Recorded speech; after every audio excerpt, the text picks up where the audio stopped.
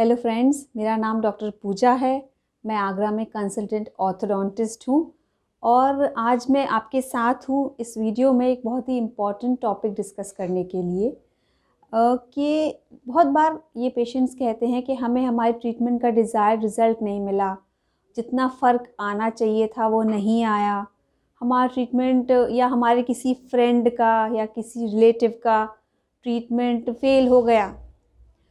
तो कुछ ऐसे कारण होते हैं जिनकी वजह से बहुत बार पेशेंट्स के ट्रीटमेंट में डिज़ायर्ड रिज़ल्ट जो आना चाहिए वो नहीं आ पाता है और इसके कुछ बहुत ही इम्पॉर्टेंट और जेन्युइन रीज़न्स हैं।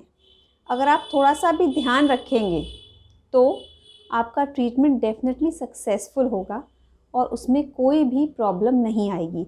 तो चलिए आज उन कुछ रीज़न्स को डिस्कस करते हैं जिनकी वजह से ट्रीटमेंट के फेल होने के चांसेस बन जाते हैं।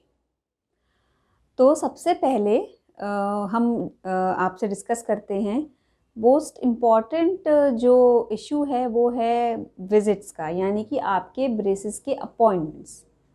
अगर आपका अपॉइंटमेंट 15 डेज़ पे है, 1 मंथ पे है, 1.5 मंथ पे है, अगर आप अपने अपॉइंटमेंट्स को मिस करते हैं किसी भी वजह से, आप नहीं जा पाए हैं अपने रेगुलर ऑर्थोडोंटिक ट्रीटमेंट अपॉइंटमेंट्स पे, तो डेफिनेटली लॉन्ग टर्म में अपॉइंटमेंट्स को मिस करना आपके ट्रीटमेंट के फेल होने का एक बड़ा कारण बन सकता है।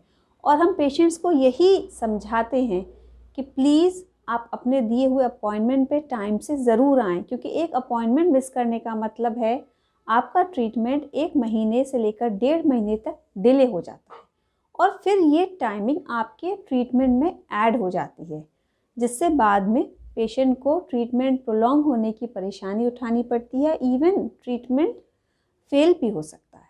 इसके बाद नेक्स्ट एक इम्पॉर्टेंट वो है फैक्टर जो है आपकी ब्रशिंग हैबिट्स। देखिए, ब्रेसेस अगर आपके दांतों में लगे हुए हैं तो आपके डॉक्टर बहुत ज़्यादा एम्फसाइज़ करते हैं ब्रशिंग यानी साफ़ सफाई पे।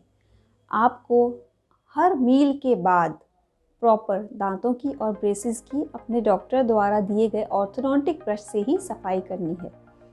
अगर आप रेगुलर ब्रश यूज़ करेंगे तो वो उतनी एफिशिएंटली आपके दांतों को क्लीन नहीं कर पाएगा, क्योंकि दांतों में ब्रेसेस के अटैचमेंट्स लगे हुए हैं, प्लस वायर हैं, इलास्टिक्स हैं, मॉड्यूल्स हैं, चेन्स हैं, बहुत सारी चीज़ें हैं जो आपके दांतों में ब्रेसेस ट्रीटमेंट के दौरान इंस्टॉल करी जाती हैं। अगर प्रॉपर क्लीनिंग नहीं होगी तो वहाँ पर फूड लॉजमेंट होगा, जो कि भविष्य में दांतों में कीड़ा लगने का एक बहुत बड़ा कारण हो सकता है। और अगर दांतों में ब्रेसेस के साथ साथ कैविटीज़ बन जाएं तो ये बहुत ही एक मेजर प्रॉब्लम बन जाती है और बहुत बार ट्रीटमेंट फेल होने की नौबत तक आ जाती है। तो ये एक बहुत इम्पॉर्टेंट रीज़न है ये ब्रेसेस ट्रीटमेंट फेल होने का। नेक्स्ट फ्रेंड्स, ऑर्थोडोंटिस्ट जब आपके ब्रेसेस लगाते हैं तो हम लोग एडवाइस करते हैं कुछ पर्टिकुलर फूड जो कि हार्ड और चूई और स्टिकी है वो आपको नहीं खाना है। जैसे हम मना करते हैं कि आप स्टिकी फूड जैसे गज्जक, चिक्की, मक्का, गन्ना, चना, ड्राई फ्रूट, ये सब आप अपने दांतों से नहीं काट सकते। तो ये एक बहुत ही मेजर इंस्ट्रक्शन है जो ब्रेसेस के साथ आपको दिया जाता है।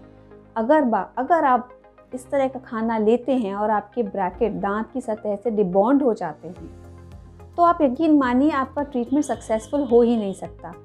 आप ऐसा खाना जो डॉक्टर ने मना किया है उसे लेंगे, उसकी वजह से आपके अटैचमेंट्स डिबॉन्ड होंगे दांत के ऊपर से और बार बार आपको अपने अटैचमेंट्स को रिबॉन्ड करने, रिपेयर कराने अपने ऑर्थोडोंटिस्ट के पास जाना पड़ेगा, जिसमें आपका और आपके डॉक्टर का दोनों का ही समय व्यर्थ होता है और आपका ट्रीटमेंट प्रोलॉन्ग होता है।